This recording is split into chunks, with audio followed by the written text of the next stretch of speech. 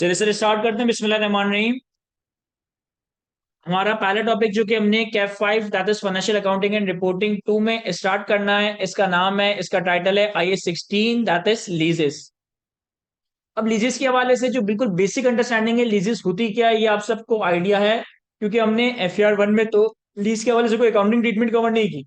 लेकिन टैक्स में लीज के हवाले से टैक्स इंप्लीकेशंस क्या होती है इसको डिस्कस करने के लिए लीज होता क्या है इसको डिस्कस किया है। और लीज कोई ऐसी रॉकेट साइंस ट्रांजेक्शन नहीं है। हम अपनी प्रैक्टिकल लाइफ में, हम अपनी डेली लाइफ में बहुत सारी लीज ट्रांजेक्शन हमने अपने आसपास देखी होती है। फॉर एग्जाम्पल कि अगर आप किराए के घर में रहते हो तो आपने जो किराए का घर रहने के लिए लिया है ये आपके दरमियान और मालिक मकान के दरमियान एक लीज अरेंजमेंट ही है। या अगर आपके फादर या बड़े भाई वगैरह की कोई किराए की दुकान है तो उस किराएदार और मालिक मकान के दरमियान जो अरेंजमेंट है वो किराए का अरेंजमेंट है, वो लीज अरेंजमेंट है। या फॉर एग्जाम्पल आपकी फैमिली में या आपके जान पहचान में कुछ लोगों ने कुछ व्हीकल्स वगैरह बैंक से फाइनेंस पे ली होगी, तो व्हीकल्स वगैरह जो हम बैंक से फाइनेंस पे लेते हैं वो भी एक लीज ट्रांजेक्शन का ही नाम है।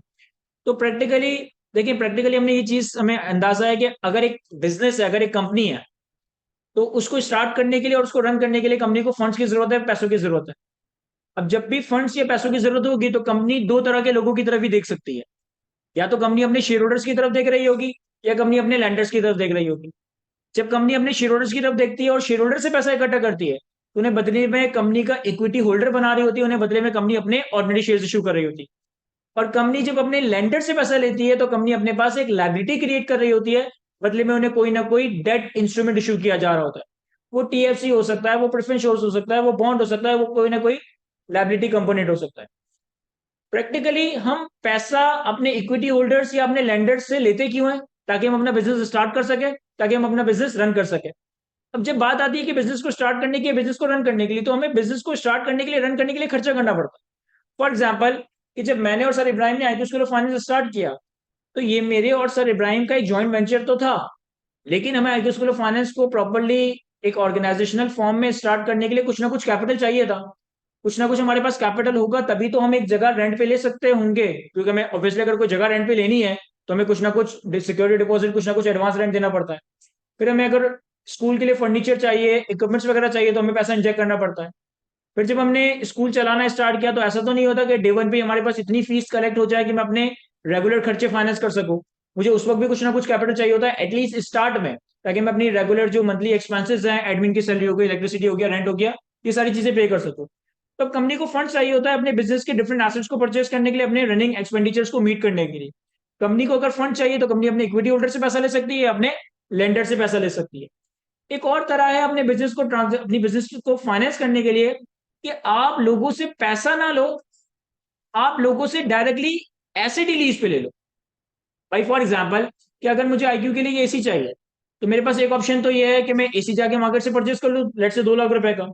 अगर मेरे पास 2 लाख रुपए नहीं है तो मेरे पास एक ऑप्शन ये है कि मैं बैंक से जाके 2 लाख रुपए का लोन लूँ और फिर जाके एसी परचेज कर लूँ।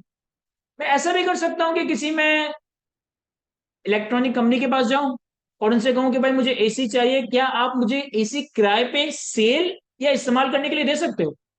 तो प्रैक्टिकली जब हम लीज की बात करते हैं तो प्रैक्टिकली लीज में दो तरह के अरेंजमेंट्स आते हैं। ये मैं जनरल टर्म में बात कर रहा हूं, मैं अकाउंटिंग के for the time being jargon इस्तेमाल नहीं कर रहा। जब भी आप कोई चीज किराए पे, किस्तों पे या इंस्टॉलमेंट पे लेते हो तो प्रैक्टिकली दो तरह के अरेंजमेंट होते हैं। एक अरेंजमेंट को हम लेमैन जबान में कह सकते हैं कि रेंटल अरेंजमेंट होता है। एक अरेंजमेंट को हम लेमैन जबान में इंस्टॉलमेंट सेल्स या हायर परचेज इंस्टॉलमेंट कह सकते हैं। फॉर एग्जाम्पल जनरली जब हम कोई प्रॉपर्टी रेंट पे लेते हैं तो हम प्रॉपर्टी रेंट पे सिर्फ इस्तेमाल करने के लिए ले रहे होते हैं। वंस हमारा रेंट पीरियड कंप्लीट हो जाता है तो हम प्रॉपर्टी ओरिजिनल लैंडलॉर्ड को रिटर्न करते हैं। फॉर एग्जाम्पल कि IQ का ये जो कैंपस है ये रेंटेड प्रॉपर्टी है। मेरा 5 साल का 10 साल का एग्रीमेंट हुआ हुआ है, मैं 10 साल तक इस जगह को इस्तेमाल करूंगा, रेंट पे करूंगा। लेकिन जब 10 साल तक मैं रेंट पे करके यहाँ से फारिग हो जाऊंगा तो अब ये प्रॉपर्टी मेरी नहीं होगी, मैं दोबारा से प्रॉपर्टी का पोजीशन लैंडलॉर्ड को वापस कर दूँ। लेकिन अगर लेट से कि मैंने अपनी मोटर व्हीकल बैंक से लीज पे ली हुई है तो वहां मैं बैंक से मोटर व्हीकल लीज पे लेने के नतीजे में उनको किस्त पे कर रहा हूं एक सर्टेन टाइम पीरियड तक। वंस जब वो किस्त कंप्लीट हो जाएगी तब वो मोटर व्हीकल की ओनरशिप, वो मोटर व्हीकल की पोजीशन मेरे पास ही ट्रांसफर हो जाएगी। तो ये दोनों अरेंजमेंट्स ब्रॉड टर्म में तो लीज कहलाए जाएंगे, लेकिन अगर इसकी क्लासिफिकेशन करें तो it can be either a rental arrangement और it can be either a installment sales. ये दोनों तरह की ट्रांजेक्शन को हम इस IFRS 16 के स्टैंडर्ड में कवर कर रहे होंगे और थोड़े टेक्निकल जार्गन्स को इन्वॉल्व करेंगे। सबसे पहले हमारे पास अगर हम इस स्टैंडर्ड का स्कोप देखें, ये स्टैंडर्ड एक लीज ट्रांजेक्शन की अकाउंटिंग ट्रीटमेंट, एक लीज ट्रांजेक्शन की प्रेजेंटेशन, एक लीज ट्रांजेक्शन की डिस्क्लोजर्स वगैरह की बात करेगा कि एक लीज कॉन्ट्रैक्ट में जो भी अंडरलाइंग पार्टीज इन्वॉल्व है, एक लीज कॉन्ट्रैक्ट में जो भी अंडरलाइंग पार्टीज इन्वॉल्व है, ये दोनों पार्टीज इस लीज ट्रांजेक्शन को अपने फाइनेंशियल स्टेटमेंट में किस तरह से अकाउंट फॉर करेगी, किस तरह से रिपोर्ट करेगी, किस तरह से प्रेजेंट करेगी, किस तरह से डिस्क्लोज करेगी, ये सारी बातें आपको ये आईएफआरएस 16 का स्टैंडर्ड बता रहा होगा। तो पहली दो लाइनों में मैंने सिंपल सा आईएफआरएस 16 का ऑब्जेक्टिव लिखा है। What is IFRS 16? To specify the principles for recognition, measurement, presentation and disclosure of a lease transaction. एक लीज ट्रांजेक्शन को फाइनेंशियल स्टेटमेंट्स में किस तरह से अकाउंट फॉर करना है, रिपोर्ट करना है, प्रेजेंट करना है, डिस्क्लोज करना है, ये सारी बातें हम यहाँ पे कवर कर रहे होंगे। अगर हम बात करें कि लीज में लीज की डेफिनेशन क्या है और उसमें कौन कौन सी पार्टीज इन्वॉल्व होती है, तो हमारी जनरल अंडरस्टैंडिंग है कि एक पर्सन एसेट का ओनर होता है, दूसरा पर्सन उस एसेट को किस्तों पे या रेंट पे या इंस्टॉलमेंट पे बाय कर रहा होता है। इन दोनों पर्सनस को अकाउंटिंग की दुनिया में हम नाम देते हैं लेसोर और लेसी का। इन दोनों पर्सनस को हम अकाउंटिंग की दुनिया में नाम देते हैं लेसोर्स और लेसी का। लेसोर बेसिकली मालिक मकान और लेसी बेसिकली किराएदार है। लेसोर मालिक मकान है, लेसी बेसिकली किराएदार है। जनरली ये एक टू पार्टी अरेंजमेंट हो सकता है, टू पार्टी से ज्यादा पार्टीज भी इन्वॉल्व हो सकती है, लेकिन जनरली ये टू पार्टी अरेंजमेंट होगा जिसमें लेसोर अपना एक एसेट किसी लेसी को दे रहा होगा और लेसी इस एसेट के बदले में कोई ना कोई रेंटल्स, कोई ना कोई लीज पेमेंट्स वगैरह पे कर रही होगी। मेरे पास एक आसान सी लीज कॉन्ट्रैक्ट की डेफिनेशन लिखी है, पहले मैं इसे रीड करता हूं और इस पे क्या इंपॉर्टेंट टर्म्स इन्वॉल्व है उसको थ्रेश आउट करने की कोशिश करता हूं। लीज की हमारे पास सिंपल सी डेफिनेशन है। What is lease? It is a contract that conveys the right to use of an identified asset for a period of time in exchange for consideration. एक ऐसा कॉन्ट्रैक्ट जिसके नतीजे में एक एसेट का राइट टू यूज, एक asset को use करने का राइट एक पार्टी से दूसरी पार्टी की तरफ ट्रांसफर हो for a period of time against some consideration, तो ये कॉन्ट्रैक्ट एक लीज कॉन्ट्रैक्ट बन जाएगा। एक ऐसा कॉन्ट्रैक्ट जिसके नतीजे में एक एसेट को यूज करने का राइट एक पार्टी से दूसरी पार्टी की तरफ ट्रांसफर हो for a period of time against some consideration, तो ये कॉन्ट्रैक्ट आपका लीज कॉन्ट्रैक्ट बन जाएगा। अब बजाहिर तो लीज कॉन्ट्रैक्ट की डेफिनेशन बड़ी सिंपल सी है। That is a contract that convey the right to use of an asset for a period of time in exchange for consideration. लेकिन अगर हम इस डेफिनेशन का जरा सा पोस्टमार्टम करें ना, तो हमारे सामने चार इंपॉर्टेंट टर्म्स निकलकर सामने आती है। हमारे सामने चार इंपॉर्टेंट टर्म्स निकलकर सामने आती है।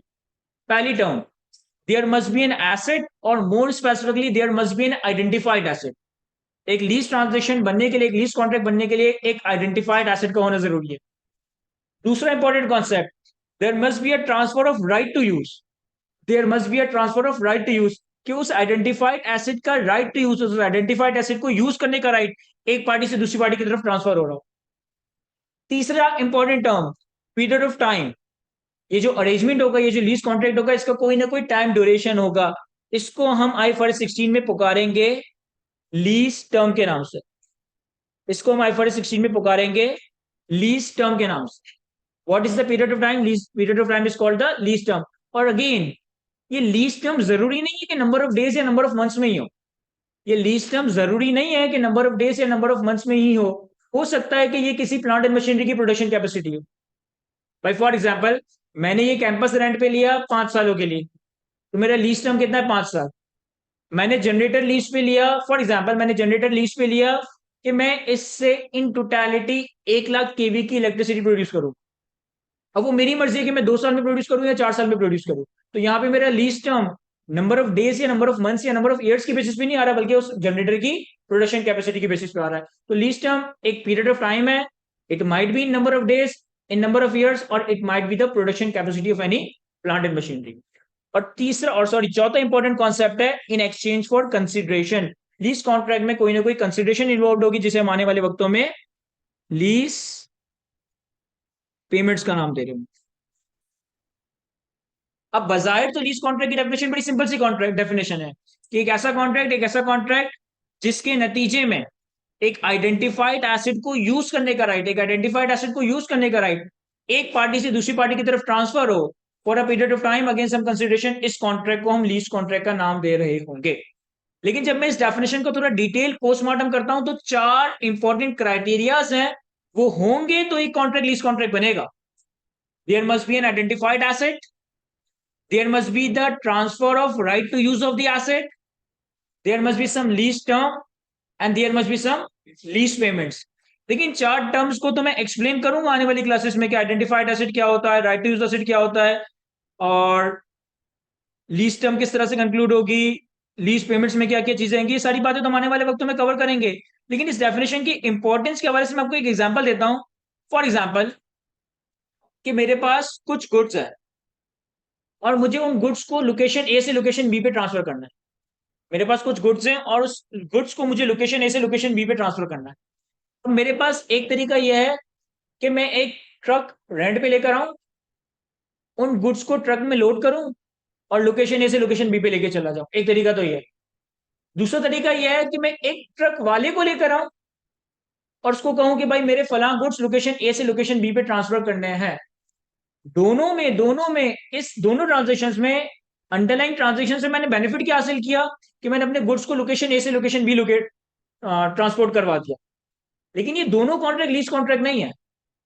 पहला वाला कॉन्ट्रैक्ट जिसमें मैं ट्रक किराए पे लेकर आता हूं और गुड्स को एक जगह से दूसरी जगह ट्रांसपोर्ट करता हूं, ये कॉन्ट्रैक्ट लीज कॉन्ट्रैक्ट है। लेकिन अगर मैं ट्रक वाले को किराए पे लेकर आता हूं और उसकी जिम्मेदारी देता हूं कि आपने अगर एक लोकेशन से दूसरी लोकेशन पे गुड्स को ट्रांसपोर्ट करना है, तो ये लीज कॉन्ट्रैक्ट नहीं है, ये सर्विस कॉन्ट्रैक्ट। क्यों सर? ऐसा इसलिए कि पहले वाले केस में मैंने ट्रक किराए पे लिया, अब उस ट्रक को कब कहां कैसे इस्तेमाल करना है, इस चीज की डिसीजन मेकिंग, इस चीज का राइट मेरे पास है। मैंने ट्रक रेंट पे लिया, उस ट्रक में कितने गुड्स लोड करने हैं, किस स्पीड पे चलाना है, किस रास्ते को यूज करना है, ये मेरी डिस्क्रिप्शन है ना। तो यहाँ पे मेरे पास ट्रक का राइट टू यूज था, ट्रक को यूज करने का राइट था, तो ये लीज कॉन्ट्रैक्ट है। लेकिन दूसरे वाले में जहां मैं ट्रक वाले को किराए पे ला रहा हूं और उससे कह रहा हूं कि भाई गुड्स को अपने लोकेशन ए से लोकेशन बी पे ट्रांसफर करना है, तो मैं उससे सिर्फ ट्रांसपोर्टेशन सर्विसेज ले रहा हूं, ये कोई लीज कॉन्ट्रैक्ट कंसिडर नहीं किया जाएगा। और बड़ा सिग्निफिकेंट फर्क होगा दोनों की अकाउंटिंग। अगर एक कॉन्ट्रैक्ट लीज कॉन्ट्रैक्ट बन जाता है तो फिर हम उस पर आईफआरएस 15 की एक कॉम्प्लेक्स डिटेल अकाउंटिंग अप्लाई करेंगे। हम अपने पास एक एसेट भी रिकॉर्ड कर रहे होंगे, हम अपने पास एक लायबिलिटी भी रिकॉर्ड कर रहे होंगे। लेकिन अगर एक कॉन्ट्रैक्ट सर्विस कॉन्ट्रैक्ट है तो उसको तो सिंपल सर्विस कॉन्ट्रैक्ट की अकाउंटिंग करनी है कि जैसे जैसे आपने सर्विस के बेनिफिट लिए वैसे वैसे आपने उस सर्विसेज को सिंपली एक्सपेंस आउट कर देना है। तो चार इंपॉर्टेंट क्राइटेरिया या चार इंपॉर्टेंट टर्म्स पहले आप कवर करेंगे। Number one, what is identified asset. Number two, what is the transfer of right to use. Number three, what is lease term. And number four, what is lease payments. अच्छा, जैसे कि मैंने आपसे कहा कि आपकी इस लीज कॉन्ट्रैक्ट में दो पार्टीज इन्वॉल्व होगी, एक को हम नाम देंगे लेसर का, एक को हम नाम देंगे लेसोर का, एक को हम नाम देंगे लेसी का। ये मालिक मकान है, ये किराएदार है। इसकी भी मैंने आसान सी डेफिनेशन लिखी है यहाँ पे। Who is lessor? Lessor is an entity that provides the right to use of an underlying asset for a period of time in exchange for consideration. आपके कॉन्ट्रैक्ट की वो पार्टी जो अपने एसेट का राइट टू यूज ट्रांसफर कर रही है, आपके कॉन्ट्रैक्ट की वो पार्टी जो अपने एसेट का राइट टू यूज ट्रांसफर कर रही है for a period of time against the consideration, that party is called lessor. और लेसी कौन है sir? Lessee is an entity that obtains the right to use of an underlying asset for a period of time in exchange for consideration.